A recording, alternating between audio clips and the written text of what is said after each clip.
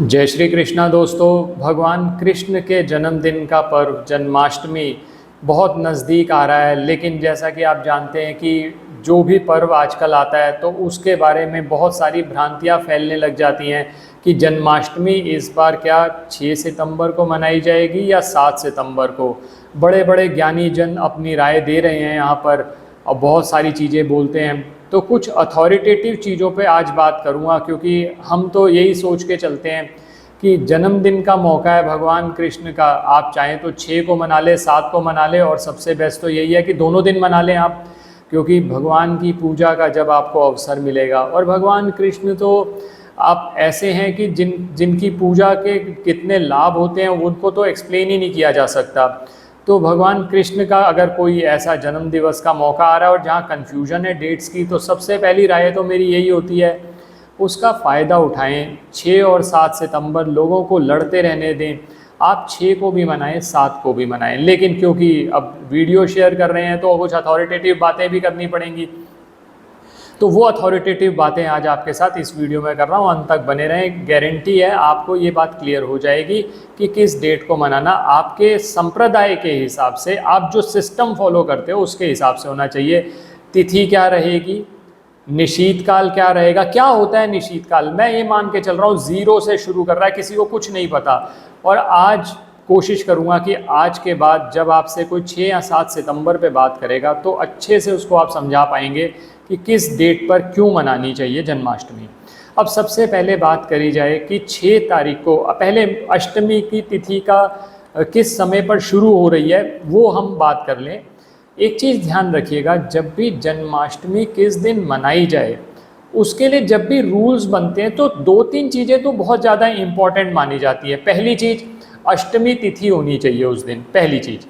दूसरी बात, रात के 12 बजे, क्योंकि भगवान का जन्म 12 बजे के हुआ था ये माना जाता है, तो रात के 12 बजे कौन सी तिथि चल रही है। और तीसरी चीज़ जो सबसे ज़्यादा इम्पॉर्टेंट मानी जाती है, क्या उस समय रोहिणी नक्षत्र चल रहा है, क्योंकि भगवान का जन्म कहते हैं रोहिणी नक्षत्र में हुआ। तो ये 3 चीज़ें बहुत ज़्यादा इम्पॉर्टेंट है। जब भी आप डिसाइड करेंगे ये 3 चीज़ों को ध्यान में रखना है। अब इसमें इससे पहले कि आप कैसे डिसाइड करें, पहले तिथि का बता दूं। अब जो अष्टमी तिथि है वो 6 सितंबर को शुरू होगी 3:37 पर दोपहर को, और ये जो अष्टमी तिथि ख़त्म होगी ये ख़त्म होगी आपकी 4:14 पर दोपहर को। अब और ये होगा 7 सितंबर।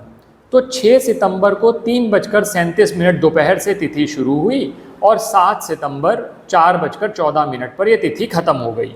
अब इससे पहले कि क्या रूल्स किस डेट पे फॉलो करने चाहिए, आपको 2 चीज़ें समझनी पड़ेंगी। मुख्यतः 2 तरह के संप्रदाय हैं, एक है स्मार्त संप्रदाय और एक है वैष्णव संप्रदाय।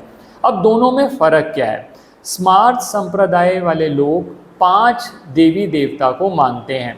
अब इन 5 देवी देवताओं में भगवान विष्णु हो गए, भगवान शिव हो गए, माँ दुर्गा हो गई, गणेश जी हो गए और सूर्य हो गए।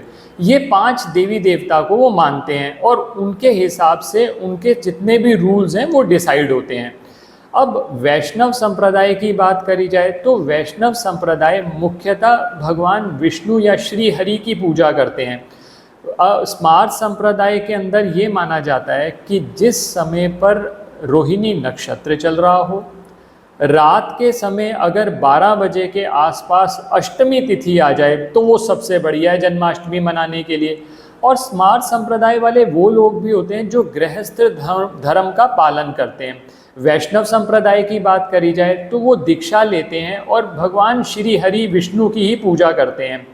और ऐसी स्थिति के अंदर जब भी डिसाइड करना हो कि कोई त्यौहार मनाना है या नहीं मनाना, तो वो उदया तिथि को लेकर चलते हैं। तो वैष्णव संप्रदाय की बात करी जाए तो उनके पॉइंट ऑफ व्यू से देखा जाए तो 7 सितंबर को जन्माष्टमी मनानी चाहिए। और वैष्णव संप्रदाय में सबसे ज़्यादा जो इन्फ्लुएंस हो गया है वो इस्कॉन का हो गया है। तो इस्कॉन के जो फॉलोअर्स हैं वो 7 सितंबर को जन्माष्टमी मनाएंगे और स्मार्त संप्रदाय वाले 6 सितंबर को मनाएंगे। उसकी वजह मैंने आपको बता दी कि जिस समय पर रात के 12 बजे उस समय रोहिणी नक्षत्र भी होगा उस समय अष्टमी तिथि भी है, रात के 12 बजे हुए हैं। और वो ये मान के चलते हैं कि जिस समय पर हम पूजा कर रहे हैं, जिस समय हम व्रत रख रहे हैं, उस समय भगवान का जन्मदिन मनाना चाहिए। तो ये 6 सितंबर को स्मार्त संप्रदाय के लोग जन्माष्टमी को मनाएंगे। अब आपको अगर मालूम है कि आप किस संप्रदाय से संबंधित हैं, तो आप उसी दिन जन्माष्टमी मना सकते हैं, चाहे 6 हो चाहे 7 हो। अब एक और इम्पॉर्टेंट बात जो आपको नोट करनी चाहिए कि रोहिणी नक्षत्र, जैसा मैंने शुरू में भी बताया इस वीडियो के कि 3 चीज़ें बहुत ज़रूरी हैं। अष्टमी तिथि हो उस समय पर, रात के 12 बजे क्या मुहूर्त चल रहा है, और सबसे बड़ी बात रोहिणी नक्षत्र। अब रोहिणी नक्षत्र की बात करी जाए तो रोहिणी नक्षत्र सितंबर से 6 को 9:20 पे शुरू होगा और ये चलेगा सितंबर 7 तक 10:25 पर। अब रोहिणी नक्षत्र के हिसाब से अगर आप देखें तो 6 सितंबर की डेट जब रात के 12 बजेंगे उस समय पर रोहिणी नक्षत्र प्रिवेल करेगा। तो स्मार्त संप्रदाय के लोग इसको बहुत बड़ी महत्वता देते हैं। अगर यही बात वैष्णव की करी जाए, वैष्णव ये कहते हैं कि चाहे रोहिणी नक्षत्र ना हो, हमें उदया तिथि देखनी है, तो उनके हिसाब से रोहिणी नक्षत्र बाद में कंसीडर होगा, पहले उदया तिथि कंसीडर होगी। तो अब आप समझ ही सकते हैं कि दोनों में डिफरेंस क्या आ रहा है। और अगर आपको नहीं मालूम, आप वैष्णव धर्म को नहीं फॉलो करते, तो आप 6 सितंबर को मना सकते हैं। ये तो हो गई किस तिथि पे मनाना चाहिए। अब अगला सवाल ये बनता है कि पूजा काल का क्या मुहूर्त है, व्रत का पारण यानी व्रत को ख़त्म किस तरह से, व्रत को किस तरह से आप ख़त्म करेंगे, वो उस समय की क्या इम्पोर्टेंस है, किस समय पर वो किया जाए। तो अब उसकी बात कर रहा हूँ मैंने आपको ये डिफरेंस बता दिया स्मार्त और वैष्णव संप्रदाय का। अब सबसे पहले ये बात कर लेते हैं 6 सितंबर को क्या क्या मुहूर्त चल रहे हैं। अब 6 सितंबर को मैंने आपको तिथि बता दी, 3:37 दोपहर से शुरू होगी, जो कि 7 सितंबर तक 4:14 तक चलेगी। अब निशीत पूजा काल का मुहूर्त आप नोट कर लीजिए, 11:57 रात से लेकर 12:42 सितंबर 7 तक। 6 सितंबर को 11:57 पे शुरू होगा और 12:42 तक चलेगा सितंबर 7 तक। और इसके अंदर जो पारण का समय होगा वो होगा 6:02 के बाद। अब कुछ लोग इसमें ऑल्टरनेटिव पारण भी यूज़ करते हैं स्मार्त संप्रदाय में, तो वहाँ पर 12:42 के बाद रात को सितंबर 7 हो गई होगी तब, तो आप व्रत को ख़त्म कर सकते हैं। ये तो हो गया 6 सितंबर को जो व्रत रख रहे हैं। अब जो इस्कॉन के फॉलोअर्स हैं या वैष्णव धर्म को जो फॉलो करते हैं वो 7 सितंबर को व्रत रखेंगे। अब उनके लिए पूजा काल क्या है, 11:56 रात को लेकर, यानी सितंबर 7 को 11:56 रात से शुरू होकर ये चलेगा 12:42 सितंबर 8 को। ये निशीत पूजा काल की बात कर रहा हूँ मैं आपको। और जो उनका पारण टाइम होगा वो होगा 8 सितंबर को 6:02 के बाद। तो क्लियरली ये आप देख सकते हैं कि आप जिस भी संप्रदाय से संबंधित हैं आप उसी के दिन व्रत रखें। स्मार्त संप्रदाय मैंने आपको बता दिया, वो लोग 6 तारीख को व्रत रखेंगे, वैष्णव वाले 7 तारीख को व्रत रखेंगे।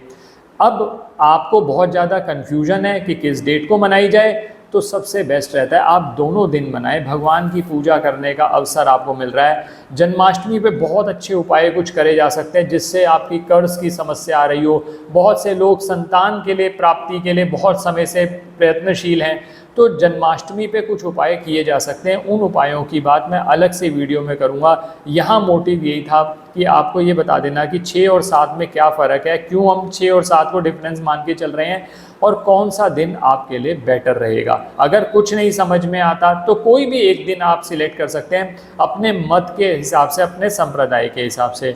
आशा करता हूँ दोस्तों वीडियो पसंद आया होगा। अगर वीडियो पसंद आए तो लाइक करें, बाकी लोगों के साथ भी शेयर करें। जन्माष्टमी के उपाय का वीडियो जल्दी अपलोड होगा। अगर चैनल अब तक सब्सक्राइब नहीं किया तो सब्सक्राइब रखें, बेल बटन को पुश करके रखें, ताकि जैसे ही वीडियो अपलोड हो आपके पास नोटिफिकेशन आ जाए और आप वो वीडियो देख लें। जय श्री कृष्णा दोस्तों, आपको जन्माष्टमी की अभी से बहुत बहुत बहुत शुभकामनाएं। धन्यवाद दोस्तों।